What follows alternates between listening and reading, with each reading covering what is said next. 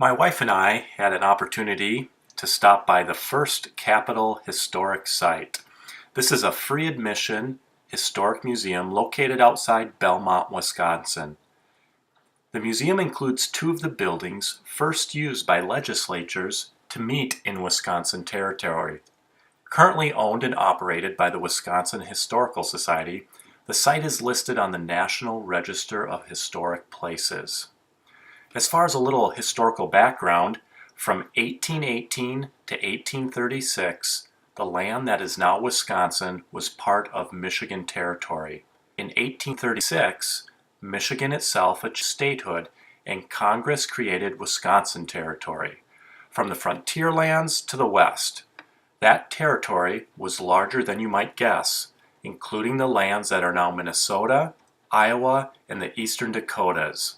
At that time, this vast area was sparsely settled, with a total population of about 22,000. In 1836, Milwaukee had under 2,000 people. Madison was only wooded hills and swamps between the four lakes, which had just been bought by James Doty and some other real estate speculators with an eye toward founding a city there. Early leaders in the territory needed a place to meet and establish a territorial government. Several land speculators saw this need even before the territory was official and tried to prepare sites which could be chosen as a territorial capital, hoping to become wealthy if the capital was built in their city. One such speculator was John Atchison, a general merchandise businessman from Galena.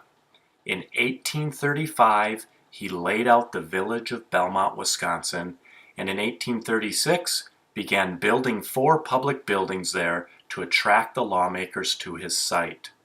A council house where lawmakers could convene, a lodging house for the legislatures, a house for the territorial governor, and a courthouse for the territorial Supreme Court.